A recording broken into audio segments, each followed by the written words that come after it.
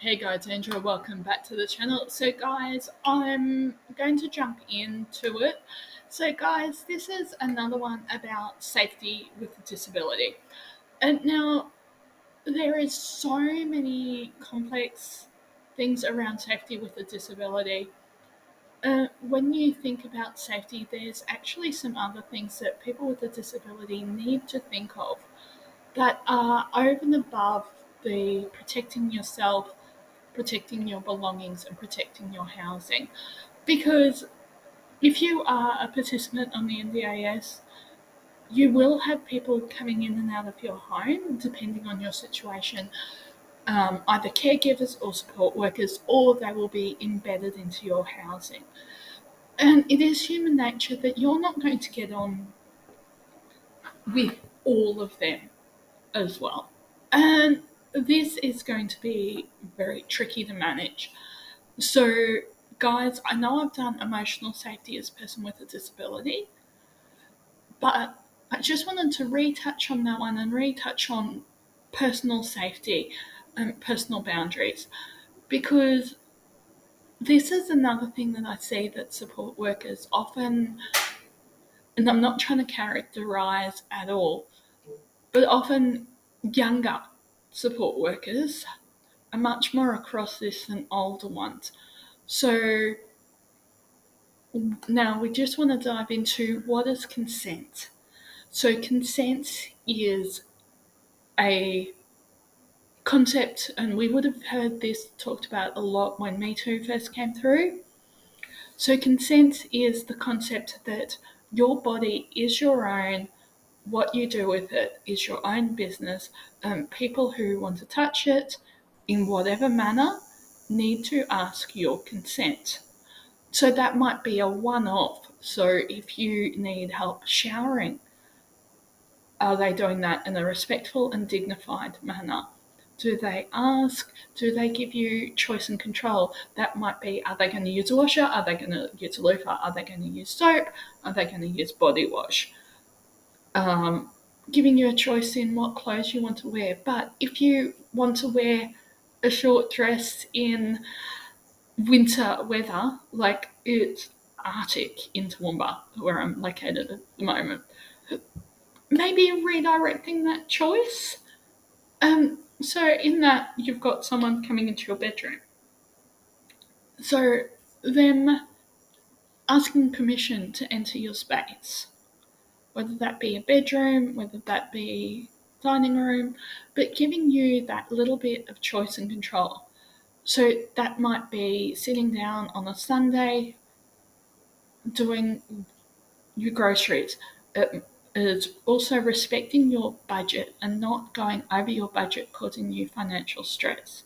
If they help you with banking and financial management, not encouraging you to overspend.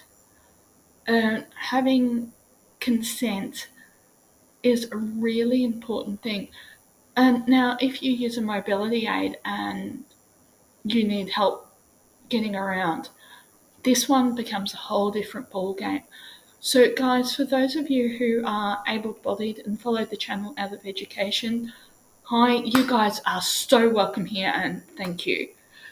So, guys, I just want you guys to imagine that mobility aid, whether that be a wheelchair, whether that be an electric scooter, whether that be a wheelie walker, is an extension of that person's body. So, would you just grab someone's handbag? Okay, if they're about to leave it behind, definitely. But you wouldn't just grab someone's handbag and assume to pay for whatever that is themselves. Would you push someone's wheelchair without their consent? That's a really important one because that is an extension of that person's body. And it can be incredibly dangerous, actually. Now, this is another one that talking to wheelchair users is that believing them when they need a wheelchair. They might be able to walk a short distance or to stand. There is a term that in the disabled community and medical community, we call it ambulatory wheelchair users. So that is that people who are part-time wheelchair users who use it due to chronic pain, fatigue, mobility issues, might be an amputee who is waiting on a new prosthetic, might have trouble with balance. And so this is the thing of believe people when they need a wheelchair or a mobility aid. You're not their doctor, you're not their nurse, you're not their CRN, so nurse assistant. And this is a really hard one to go into because we have different forms of disability and different help that we all need. Yes, boundaries do need to be crossed, but when are they being crossed? Are they being crossed in a respectful manner? And are you communicating your needs? And this also goes into personal safety, that if your needs aren't being met, you can feel incredibly isolated and alone, even in a house or a room full of people. And so, guys, just wanted to do a bit of housekeeping and celebrated success. We're up to 42 subscribers and 58 watch hours. So my aim for the end of this month is to have 60 to 70 subscribers, even 100. Let's make that possible, guys. That's the way that you can help the channel out to grow, is by liking, sharing, subscribing, commenting.